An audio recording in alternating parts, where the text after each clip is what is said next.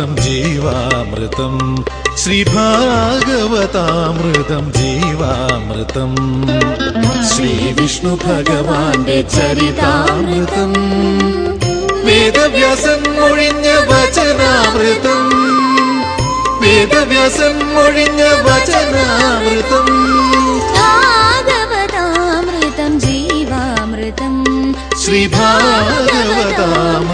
ജീവാമൃതം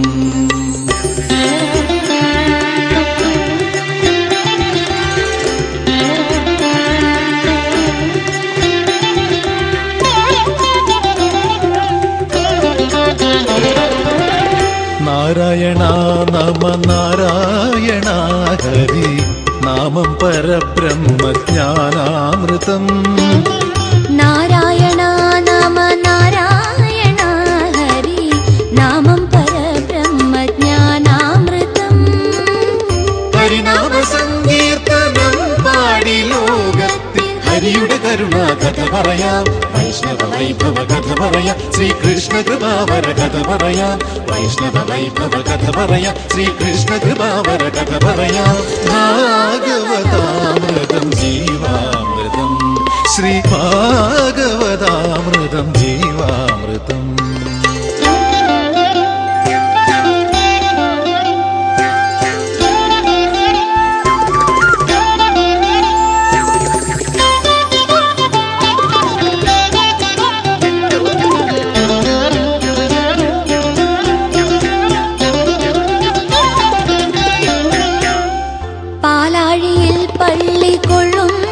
ഭഗവാന്റെ ലീലാവിലാസങ്ങളാണീ കഥ പാലാഴിയിൽ പള്ളി കൊള്ളുന്ന ഭഗവാന്റെ ലീലാവിലാസങ്ങളാണീ കഥ പാഞ്ചജന്യം മുഴക്കി ഗീതാമൃതം പൊഴിച്ച കൃഷ്ണ ഹരേ ജയ കൃഷ്ണ ഹരേ പങ്കജനാഭ മുകുന്ദ ഹരേ വൃന്ദാവന ഗോവിന്ദ ഹരേ പങ്കജനാഭ മുകുന്ദ ഹരേ വൃന്ദാവന ഗോവിന്ദ ഹരേ ഭാഗവതാമൃതം ജീവാമൃതം ശ്രീഭാഗവതാമൃതം ജീവാമൃതം ശ്രീവിഷ്ണു ഭഗവാന്റെ ചരിതാമൃതം വേദവ്യാസൻ മൊഴിഞ്ഞ വചനാമൃതം ഭാഗവതാമൃതം ജീവാമൃതം വേദസാരാമൃതം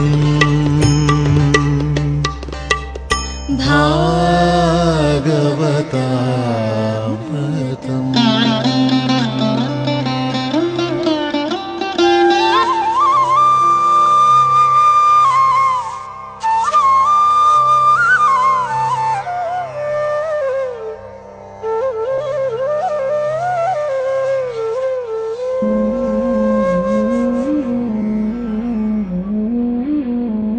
നാരായണ നാരായണ നാരായണ നാരായണ നാരായണ നാരായണ നാരായണ നാരായണ നാരായണ നാരായണ നാരായണ നാരായണ നാരായണ നാരായണ. ഓം നമോ ഭഗവതേ വാസുദേവായ. ഓം നമോ ഭഗവതേ വാസുദേവായ. ഓം നമോ ഭഗവതേ വാസുദേവായ. ഓം നമോ ഭഗവതേ വാസുദേവായ. ഓം നമോ ഭഗവതേ വാസുദേവായ.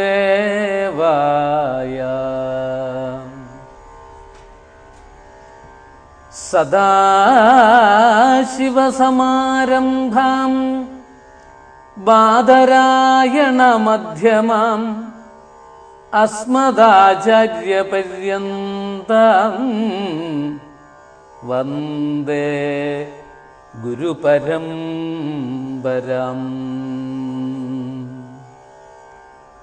നമഃ ശിവായ ശാന്തായ ശുദ്ധായ പരമാത്മനെ സച്ചിദാനന്ദരൂപായ ദക്ഷിണാമൂർത്തയേ നമഃ. കൃഷ്ണായ വാസുദേവായ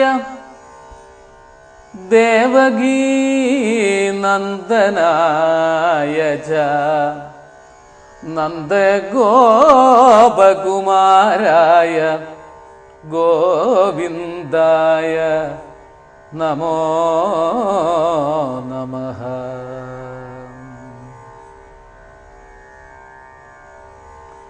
ബാലായ നീലവപുഷേ നവകിങ്കിണീക ജാലാഭിരാമജഘനായ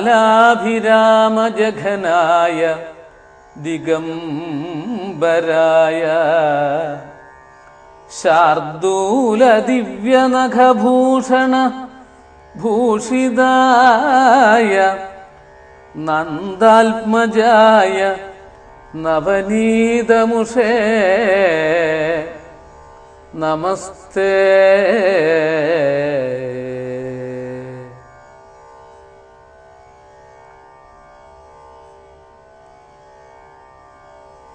ഹരേ രാമ ഹരേ രാമ രാമ രാമ ഹരേ ഹരേ ഹരേ കൃഷ്ണ കൃഷ്ണ കൃഷ്ണ ഹരേ ഹരേ.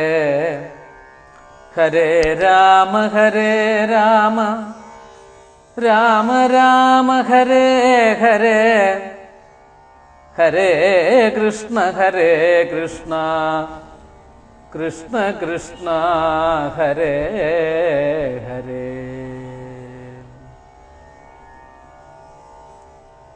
നമസ്കാരം. ശ്രീമദ് ഭാഗവതം സകല വേദങ്ങളുടെയും സാരമാണ്. സർവവേദാന്തസാരം ഹി ശ്രീഭാഗവതമിഷ്യതേ.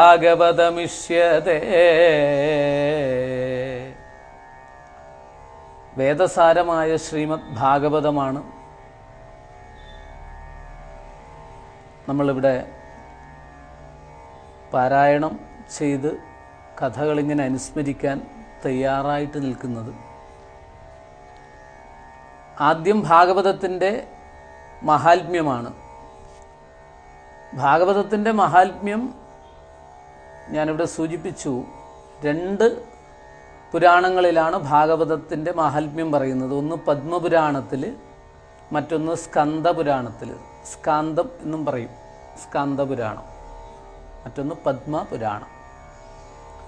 ഈ പദ്മപുരാണത്തിലെ മഹാത്മ്യമാണ് ഭാഗവതത്തിൻ്റെ മഹാത്മ്യമായിട്ട് പറയാറുള്ളത്. ഭാഗവത സപ്താഹ യജ്ഞങ്ങളിലൊക്കെ തന്നെ ഈ പദ്മപുരാണത്തിലെ മഹാത്മ്യം വായിച്ച് അത് മനസ്സിലാക്കിക്കൊണ്ട് ചെയ്യണം എന്നുള്ളതാണ് അതിൻ്റെ ചടങ്ങിൻ്റെയൊക്കെ പ്രത്യേകത. എന്തിനാണെന്ന് വെച്ചാൽ നമ്മൾ ഈ ഭാഗവതം വായിക്കുക, അത് കേൾക്കുക, അത് ഏറ്റവും ശ്രേഷ്ഠമായിട്ടുള്ള കാര്യമാണ്. എല്ലാവർക്കും സാധിക്കുന്നതല്ല, എപ്പോഴും സാധിക്കുന്നതല്ല.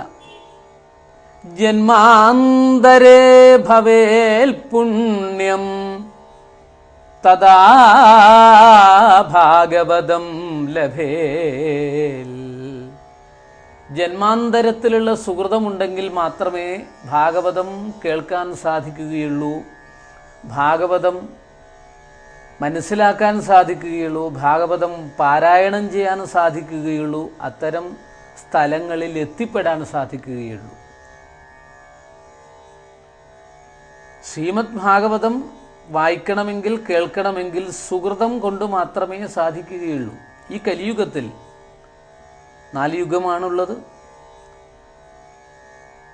കൃതയുഗം, ത്രേതായുഗം, ദ്വാപരയുഗം, കലിയുഗം. ഇങ്ങനെയുള്ള 4 യുഗങ്ങളിൽ ഏറ്റവും ദോഷങ്ങൾ നിറഞ്ഞിരിക്കുന്ന ഒരു കാലഘട്ടമാണ് കലിയുഗം എന്നുള്ളത് ഉറപ്പുള്ള കാര്യമാണ്. നമുക്കറിയുന്നതാണ്. നമ്മുടെ ചുറ്റുപാടുകളുമായിട്ട് ബന്ധപ്പെട്ടാൽ നമുക്ക് മനസ്സിലാക്കാൻ സാധിക്കുന്നതേ ഉള്ളൂ. അങ്ങനെയുള്ള ഈ കലിയുഗത്തിൽ ഭാരതത്തിൽ ജനിക്കാനും ഭാഗവതം വായിക്കാനും ഭാഗവതം കേൾക്കാനും സാധിക്കുക എന്നുള്ളത് മഹാഭാഗ്യമാണ്. അതുകൊണ്ടാണ് പൂന്താനത്തെ പോലുള്ള മഹാത്മാക്കൾ ഭാരതഖണ്ഡത്തിങ്കൽ പിറന്നൊരു മാനുഷർക്കും കലിക്കും നമസ്കാരം എന്ന് പറയാൻ കാരണം ഭാരതഖണ്ഡത്തിൽ പിറന്ന മനുഷ്യർക്കും ഈ കലിയുഗത്തിനും നമസ്കാരം. കാരണം മറ്റുള്ള യുഗങ്ങളിൽ കിട്ടാത്ത മഹാഭാഗ്യമാണ് കലിയുഗത്തിൽ കിട്ടുന്നത്. ഈശ്വര കഥകൾ കേൾക്കാനും ഈശ്വര ചൈതന്യത്തെ വളരെ ലളിതമായിട്ട് മനസ്സിലാക്കാനുമുള്ള ഉപാധികൾ നമുക്കുണ്ട് കലിയുഗത്തിൽ. അതിലേറ്റവും ശ്രേഷ്ഠമാണ് ശ്രീമദ് ഭാഗവതം. അങ്ങനെയുള്ള ശ്രീമദ് ഭാഗവതം മാഹാത്മ്യമായിട്ട് വർണ്ണിക്കുന്നത് പത്മപുരാണത്തിലേതാണ് ഇവിടെ വർണ്ണിക്കുന്നത്. ആ മഹാത്മ്യ ശ്ലോകങ്ങൾ അല്പം ഒന്ന് ശ്രവണം ചെയ്തതിന് ശേഷം മഹാത്മ്യ കഥാഭാഗങ്ങളിലേക്ക് കടക്കാം. ഓം നമോ ഭഗവതേ വാസുദേവായ. ഓം നമോ ഭഗവതേ വാസുദേവായ. കൃഷ്ണം നാരായണം വന്ദേ കൃഷ്ണം വന്ദേ വ്രജപ്രിയം കൃഷ്ണം ദ്വൈപായനം വന്ദേ കൃഷ്ണം വന്ദേ പൃഥാസുതം. അഥ പ്രഥമോധ്യായഃ. സച്ചിദാനന്ദരൂപായ വിശ്വോൽപത്യാദിഹേതവേ താപത്രയ വിനാശായ ശ്രീകൃഷ്ണായ വയം നമഃ. യം പ്രവ്രജന്തമനുപേതമപേതകൃത്യം ദ്വൈപായനോ വിരഹഗാദര ആജുഹാവ. പുത്രേതി തന്മയതയാ തരവോഭിനേദു തം സർവഭൂതഹൃദയം മുനിമാനതോസ്മി.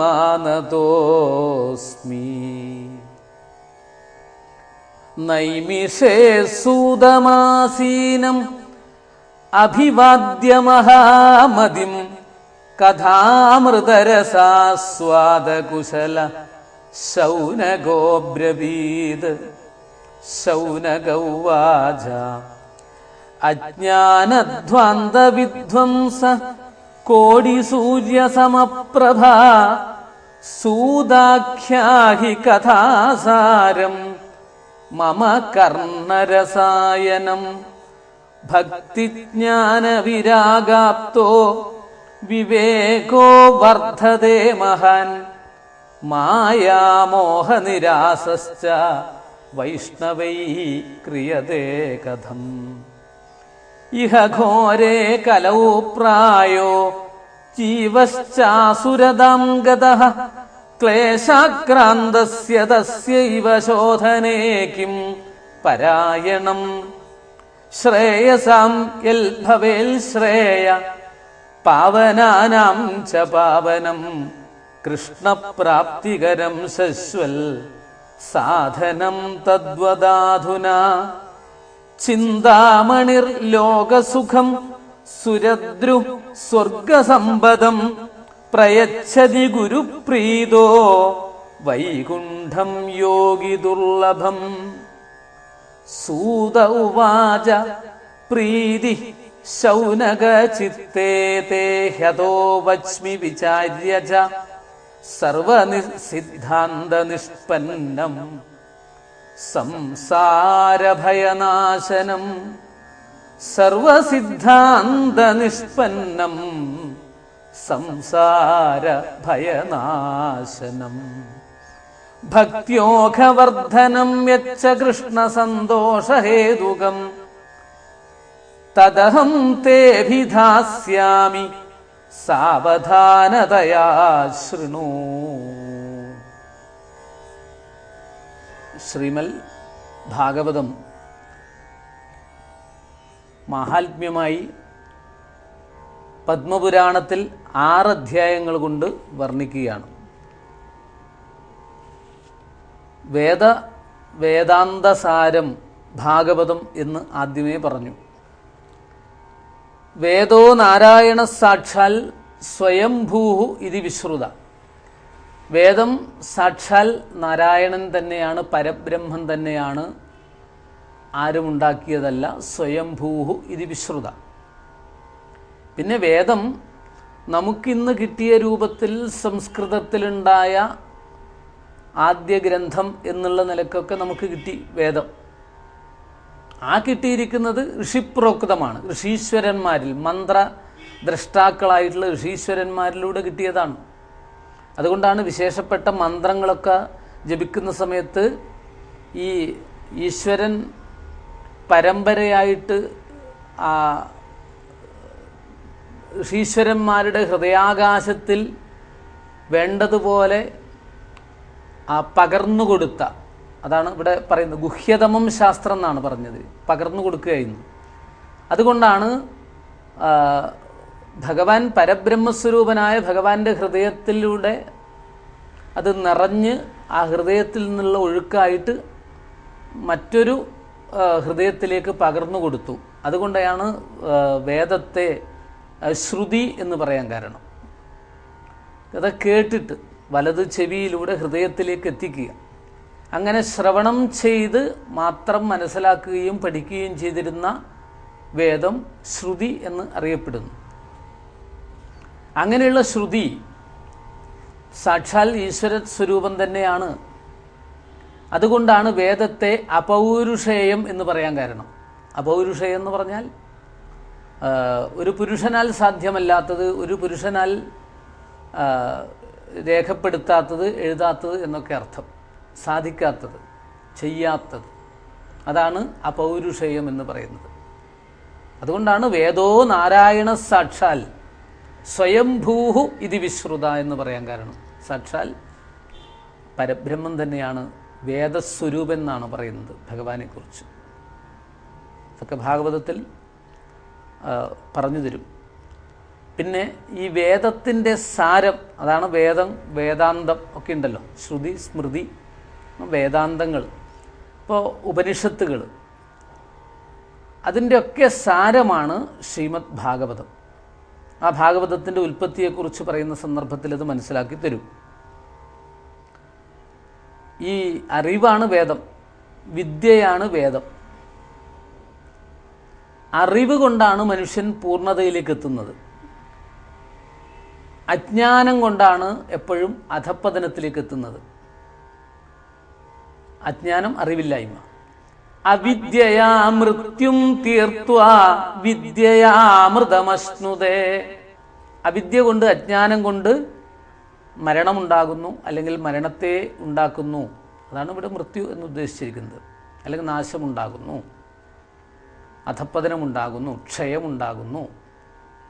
എന്നാൽ വിദ്യയാമൃതം അശ്നുതേ, വിദ്യയാ അമൃതം അശ്നുതേ, ഈ വിദ്യ കൊണ്ടാണ് അമരത്വത്തിലേക്ക്, മൃത്യോർമാ അമൃതം ഗമയ, വിദ്യ കൊണ്ട്, അറിവ് കൊണ്ട്. അപ്പോൾ മുക്തിക്ക് കാരണം, മോക്ഷത്തിന് കാരണം, മോചനത്തിന് കാരണം, പലതരത്തിലുള്ള ദുഃഖങ്ങളിൽ നിന്നും, പ്രയാസങ്ങളിൽ നിന്നും, കഷ്ടപ്പാടുകളിൽ നിന്നും, വിഷമങ്ങളിൽ നിന്നും ഒക്കെയുള്ള മോചനത്തെയാണ് നമ്മൾ മോക്ഷം, മോക്ഷം എന്നിങ്ങനെ പറയുന്നത്. ഏതിന്നബോധം സംസാരം ബോധം സംസാരമുക്തിയും. അബോധം, അജ്ഞാനമാണ് ഈ നിത്യജീവിത ദുഃഖത്തിന് കാരണം. ബോധം സംസാരമുക്തിയും, സംസാരത്തിൽ നിന്ന് മോചനം നേടാനുള്ള മാർഗം ബോധമുണ്ടാക്കുക. അറിവും ബോധവും രണ്ടും രണ്ടാണ്. അറിവ് എന്ന് പറയുന്നത് നമ്മൾ ഇന്ന് ലോകത്തിലുള്ള പരിചിതമായ കാര്യങ്ങളൊക്കെ, നമ്മൾ പഠിക്കുന്ന കാര്യങ്ങളൊക്കെ, മനസ്സിലാക്കുന്ന കാര്യങ്ങളൊക്കെ അറിവാണ്. പക്ഷെ ബോധം എന്ന് പറയുമ്പോൾ മറ്റൊരു തലത്തിലേക്ക് അത് മാറുന്നു. അതുകൊണ്ടാണ് അറിവും ബോധവും തരണേ സ്വാമിയെ എന്നൊക്കെ നമ്മൾ പറയുന്നത്. ആ അറിവിൻ്റെ ബോധത്തിലേക്ക് എത്തുക, ആ ബോധമാണ് ശരിയായിട്ടുള്ള ഇവിടെ ഉള്ളത്. അപ്പോൾ വേദത്തിലൊക്കെ ശബ്ദബ്രഹ്മം എന്ന് വേദത്തെയൊക്കെ പറയുന്നതിൻ്റെ കാരണവും അതാണ്. അതിൽ നിന്നാണ് മുളക്കുന്നത് സകലതും. ശബ്ദത്തിൽ നിന്നാണ് സകലതും ഉണ്ടായിട്ടുള്ളത്, വിത്താണത്. അതുകൊണ്ടാണ് വേദം ശബ്ദബ്രഹ്മം. പിന്നെ ആ മുളയാണ് ദേവത. ഈ വേദത്തിൽ നിന്ന്, അല്ലെങ്കിൽ ഈ ശബ്ദത്തിൽ നിന്ന് ഉണ്ടായ അത് വിത്ത് ശബ്ദമാണ്. വേദത്തിൽ നിന്നുണ്ടായ ആ വേദത്തിൻ്റെ ശബ്ദമാണ് വിത്ത്. അതിൽ നിന്നുണ്ടായ മുളയാണ് ദേവത അല്ലെങ്കിൽ ഈശ്വരൻ എന്നൊക്കെ നമ്മൾ പറയുന്നത്. ബീജാക്ഷര മന്ത്രങ്ങളിലൂടെയാണ് ഈശ്വരൻ നിലനിൽക്കുന്നത്. മന്ത്രമൂർത്തികൾ എന്നൊക്കെയാണ് നമ്മൾ പറയുന്നത്. ദേവതയെ സൃഷ്ടിക്കുന്ന വിത്താണ് അക്ഷരങ്ങൾ. ആ അക്ഷരങ്ങൾ കൊണ്ടാണ് ദേവതയെ സൃഷ്ടിക്കുന്നത്. ഇത് നമ്മൾ മനസ്സിലാക്കുകയാണ് വേദത്തിലൂടെ ചെയ്യുന്നത്. പക്ഷേ അത് കുറച്ച് കട്ടിയുള്ളതായതുകൊണ്ടും സാധാരണക്കാരന് എളുപ്പത്തിൽ അത് ഉൾക്കൊള്ളാൻ പ്രയാസമുള്ളത് കൊണ്ടുമാണ് വേദത്തിൻ്റെ സാരമായിട്ട് വന്നത്. ഇനി മറ്റൊരു കാര്യം, കർമ്മോപാസന കൊണ്ട് സംസാര വിഷയവാസനകളെ നശിപ്പിച്ച് തീവ്ര വൈരാഗ്യത്തെ പ്രാപിച്ച് ജ്ഞാനം കൊണ്ട് അറിവ് കൊണ്ട് അമൃതത്വത്തെ പ്രാപിക്കണം എന്ന് തന്നെയാണ് വേദത്തിലൂടെ പറഞ്ഞിരിക്കുന്നത്. കുറച്ച് കട്ടി മനസ്സിലാവില്ല. അത് മനസ്സിലാക്കാൻ വേണ്ടിയിട്ട് വളരെ ലളിതമായിട്ട് പറഞ്ഞു തന്നു. സംസാര വാസനകളെ നശിപ്പിക്കാൻ സാധിക്കുന്നതായിരിക്കണം കർമ്മം. കർമ്മങ്ങൾ ഒരു ചടങ്ങായി മാറാൻ പാടില്ല. ഈ ജ്ഞാനത്തിൻ്റെ ചുരുക്കങ്ങൾ അനേകമനേകം ഉപനിഷത്തുകളിലൂടെയൊക്കെ വിവരിച്ചു. നമ്മളിപ്പോൾ പ്രധാനമായിട്ടും 4 വേദങ്ങളാണ്, നാൻമറകൾ എന്ന് പറഞ്ഞു. അതാണ് ഋഗ്വേദം, യജുർവേദം, സാമവേദം, അഥർവവേദം. അതിലേറ്റവും ശ്രേഷ്ഠമായിട്ടുള്ളത് ഋഗ്വേദം തന്നെയാണ്. ആദിയിൽ എഴുതപ്പെട്ടിട്ടുള്ളത്, രേഖപ്പെടുത്തിയിട്ടുള്ളത് ഋഗ്വേദം തന്നെയാണ് ആദ്യത്തെ വേദം. എല്ലാം കൊണ്ടും ശ്രേഷ്ഠമായിട്ട് മന്ത്രങ്ങളുടെ മുഴുവനും സംഹിത തന്നെയാണ് ഋഗ്വേദം എന്ന് പറയുന്നത്. അതിനെക്കുറിച്ചൊക്കെ പിന്നീട് മനസ്സിലാക്കി തരും. പിന്നീട് വേദശാസ്ത്രം എന്ന് പറയുന്ന ഈശ, കേനം, കഠം, പ്രശ്നം, മുണ്ടകം, മാണ്ഡൂക്യം, തൈത്തിരീയം, ഐതരേയം, ഛാന്തോക്യം, ബൃഹദാരണ്യം തുടങ്ങിയിട്ടുള്ള ദശോപനിഷത്തുകളെക്കുറിച്ച് പറയും. ദശോപനിഷത്തുകൾ, ബ്രഹ്മസൂത്രങ്ങൾ, ഭഗവത്ഗീത, ഇതാണ് പ്രസ്ഥാനത്രയം എന്ന് പറയുന്നത്. വേദാന്ത ശാസ്ത്രമാണ് പ്രസ്ഥാനത്രയം. അത് ദശോപനിഷത്തുകൾ, പിന്നെ ബ്രഹ്മസൂത്രം, ഭഗവത്ഗീത, ഇങ്ങനെയുള്ളതാണ് പ്രസ്ഥാനത്രയം. ഏറ്റവും പ്രധാനപ്പെട്ടതാണിത്. ഇതൊക്കെയാണ് നമ്മുടെ അറിവിൻ്റെ അടിസ്ഥാനം, നമ്മുടെ സംസ്കൃതിയുടെ അടിസ്ഥാനം. ലോകം മുഴുവനും ഉറ്റുനോക്കുന്ന മഹത്തായ ഈ സംസ്കൃതിയുടെ അടിസ്ഥാന രേഖകൾ തന്നെയാണ് ഇപ്പം നമ്മൾ പറഞ്ഞിരിക്കുന്നതൊക്കെ തന്നെ. പക്ഷെ ഇതുകൊണ്ടൊന്നും ഫലമില്ലാത്തൊരവസ്ഥ. എന്തുകൊണ്ടെന്നറിയോ? സാധാരണക്കാരായിട്ടുള്ള ആളുകൾക്ക് ഇത് ഈ രീതിയിൽ ഉൾക്കൊള്ളാൻ പറ്റില്ല. സംസ്കൃതത്തിൽ പരിജ്ഞാനം ഉണ്ടാകുന്നില്ല, ഇത് പഠിക്കാൻ സാധിക്കുന്നില്ല. അപ്പോഴവർക്കൊരു ദുഃഖം, ഇതൊന്നും നമുക്ക് പറ്റുന്നില്ലല്ലോ, സാധാരണക്കാരായിട്ടുള്ള ആളുകൾക്ക് ഇതൊന്നും മനസ്സിലാക്കാൻ പറ്റുന്നില്ലല്ലോ, വേദം എല്ലാവർക്കും പഠിക്കാൻ പറ്റുന്നില്ലല്ലോ, ഉൾക്കൊള്ളാൻ പറ്റുന്നില്ലല്ലോ, അതിൻ്റെ അർത്ഥം വേണ്ടതുപോലെ മനസ്സിലാക്കാൻ പ്രയാസം. അക്ഷരത്തിൽ വ്യത്യാസം വന്നു കഴിഞ്ഞാൽ അർത്ഥത്തിൽ വലിയ വ്യത്യാസം വരുന്നു. അങ്ങനെയൊക്കെയുള്ള വേദത്തെ സാധാരണക്കാരനിലേക്ക് എത്തിക്കാൻ വേണ്ടിയിട്ടാണ് പിന്നീട് അതിവിശേഷപ്പെട്ട ഇതിഹാസങ്ങളുണ്ടായി. ആ ഇതിഹാസങ്ങളും വേണ്ടതുപോലെ സാധാരണക്കാരിലേക്ക് എത്തുന്നില്ല എന്ന് തോന്നിയപ്പോഴാണ് പുരാണങ്ങളുണ്ടായത്. അതിൽ ഏറ്റവും ശ്രേഷ്ഠമായിട്ടുള്ളതാണ് നമ്മുടെ ശ്രീമദ് ഭാഗവതം എന്ന് പറയുന്നത്. സാധാരണക്കാരുടെ കാര്യം ഓർത്തിട്ടുള്ള ഋഷീശ്വരന്മാരുടെ ദുഃഖം, വ്യാസൻ്റെ ദുഃഖം, അതിൽ നിന്നാണ് ഭാഗവതം ഉണ്ടായത്. വ്യാസവിഷാദ യോഗത്തിൽ നിന്നാണ് യഥാർത്ഥത്തിൽ ഭാഗവതം ഉണ്ടായത്. വ്യാസൻ നമ്മുടെ ഋഷീശ്വരന്മാരുടെ മുഴുവനും പ്രതിനിധിയാണ് ഇവിടെ, അല്ലെങ്കിൽ പ്രതിപുരുഷനാണ്. വ്യാസായ വിഷ്ണുരൂപായ ആ രൂപത്തിൽ നമ്മൾ കാണുമ്പോൾ ഋഷി പരമ്പരകളുടെ മുഴുവൻ പ്രതീകം. അതുകൊണ്ടാണ് നമ്മൾ ഗുരുവന്ദനത്തിൽ 2 തരത്തിൽ ശ്ലോകങ്ങൾ ചൊല്ലുന്നു. ഒന്ന് സദാശിവസമാരംഭം ബാദരായണ മധ്യമാം അസ്മദാചാര്യപര്യന്താം വന്ദേ ഗുരുപരമ്പരാം. ഒന്ന് ബാദരായണ മധ്യമം, അതായത് നമ്മുടെ വേദവ്യാസനോട് കൂടിയിട്ട് അതിൻ്റെ മധ്യമം വെച്ചു. മറ്റൊന്ന് സദാശിവസമാരംഭം ശങ്കരാചാര്യമധ്യമാം അസ്മദാചാര്യപര്യന്താം വന്ദേ ഗുരുപരമ്പരാം. ആ ഗുരുപരമ്പരകളുടെ മുഴുവനും അനുഗ്രഹത്തോടു കൂടിയിട്ടാണ് ഭാഗവതത്തെ നമ്മൾ വ്യാഖ്യാനിക്കാൻ പുറപ്പെടുന്നത്, മനസ്സിലാക്കാൻ പുറപ്പെടുന്നത്. കാരണം ഋഷീശ്വരന്മാർക്ക് ഈ ഒരു കാഴ്ചപ്പാടുണ്ട് മനസ്സിൽ. കാരണം സാധാരണക്കാരായിട്ടുള്ള ആളുകളെ ഈ കർമ്മമാർഗത്തിലും മറ്റുള്ള പ്രവൃത്തി മാർഗത്തിലും പെട്ട് അതിനപ്പുറത്തൊരു ശക്തിയുണ്ടെന്ന് ബോധ്യപ്പെടാതെ കഴിഞ്ഞുകൂടുന്നവരെ കൈപിടിച്ചുയർത്തുക എന്നുള്ളതാണ് നമ്മുടെ കർത്തവ്യത്തിൽ ഏറ്റവും ശ്രേഷ്ഠമെന്ന് വിചാരിച്ച ഒരു പരമ്പരയാണ് നമ്മുടെ ഋഷീശ്വരന്മാർ. തൻ്റെ കാര്യം നോക്കലല്ല, തനിക്ക് മോക്ഷം കിട്ടാൻ ഈ ഹിമാലയത്തിലെ കാടുകൾ തന്നെ ധാരാളം മതിയെന്ന് ചിന്തിച്ചിരുന്നു. പക്ഷെ അതല്ല ലക്ഷ്യം. തന്നാൽ കരേറേണ്ടവരെത്ര പേരോ താഴത്ത് പാഴ്ചേറിലമർന്നിരിക്കെ താനൊറ്റയിൽ ബ്രഹ്മപദം കൊതിക്കും തപോനിധിക്കെന്തൊരു ചാരിതാർത്ഥ്യം. എത്രയോ ജനങ്ങൾ, സാധാരണക്കാരായിട്ടുള്ള ആളുകൾ, അവരെ ഉദ്ധരിക്കാൻ വേറെ ആരുമില്ല ഈ പ്രപഞ്ചത്തിൽ. അറിവുള്ള ഓരോരുത്തരും അറിവില്ലാത്തവർക്ക് പറഞ്ഞു കൊടുത്ത് അറിവുണ്ടാക്കി അവരെ ഉദ്ധരിക്കണം. കണ്ണ് കാണാത്ത ഒരാളെ നയിക്കേണ്ടത് കണ്ണ് കാണുന്ന ഒരാളാവണം. കാഴ്ച കുറവുള്ള മറ്റൊരാൾ കണ്ണ് കാണാത്ത ആളെ നയിച്ചിട്ട് കാര്യമില്ല. അപ്പോൾ അന്ധൈരഥാന്ധൈരുപകീയമാനാൽ എന്ന് പറഞ്ഞതുപോലെ കാഴ്ചയുള്ള ഋഷീശ്വരന്മാർ, അതായത് ഋഷീശ്വരന്മാരുടെ കാഴ്ച എന്ന് പറയുന്നത് മനസാ പശ്യന്തിയം യോഗിനോ യസ്യ അന്തെന്ന വിദു സുരാസുരഗണാഹ ദേവായ തസ്മൈ നമ എന്നാണ് ഭാഗവതത്തിൻ്റെ ഒടുവിലുള്ള അധ്യായത്തിൽ ആദ്യം നമ്മൾ വിവരിച്ചത്, പറഞ്ഞ് മനസ്സിലാക്കി തരുന്നത്. അങ്ങനെ ഋഷിപരമ്പരകളെ മുഴുവൻ ബന്ധിച്ചുകൊണ്ട് വേദോപനിഷത്തുകളുടെ പരമതാൽപര്യങ്ങൾ ചമൽക്കാര രസികത്വത്തോടു കൂടിയിട്ട്, കഥാഘടനയോടു കൂടിയിട്ട് പുരാണങ്ങളായിട്ട് രൂപം പ്രാപിച്ചു. അതാണ് ഏറ്റവും ശ്രേഷ്ഠം. പൂജ്യമായ പുരാണങ്ങൾ, ഏറ്റവും ശ്രേഷ്ഠമായ പുരാണങ്ങൾ. പുരാണങ്ങളിൽ ഏറ്റവും ശ്രേഷ്ഠമായിട്ടുള്ളത് ശ്രീമദ് ഭാഗവതം. പുരാണം എന്നാൽ അർത്ഥം പഴയത് എന്നൊക്കെയാണ് അർത്ഥം. പഴകിയത്, പഴക്കം ചെന്നത് എന്നൊക്കെയാണ് അർത്ഥം. പക്ഷെ പുരാണത്തിൻ്റെ വ്യാഖ്യാനം പുരാ അഭിനവം പുരാണം. പഴയതാണെങ്കിലും ഇന്നും പുതിയത്. അഭിനവം പുരാണം. അങ്ങനെയുള്ള ശ്രേഷ്ഠമായിട്ടുള്ള പുരാണങ്ങൾ 18. ആ 18 പുരാണങ്ങളിലും ഏറ്റവും ശ്രേഷ്ഠമായിട്ടുള്ളത് ശ്രീമദ് ഭാഗവതം. ആ ശ്രീമദ് ഭാഗവതം, മറ്റു പുരാണങ്ങളുടെ പേരുകളൊക്കെ ഭാഗവതത്തിൻ്റെ ഒടുവിലാണ് വിസ്തരിച്ച് വർണ്ണിക്കുന്നത്.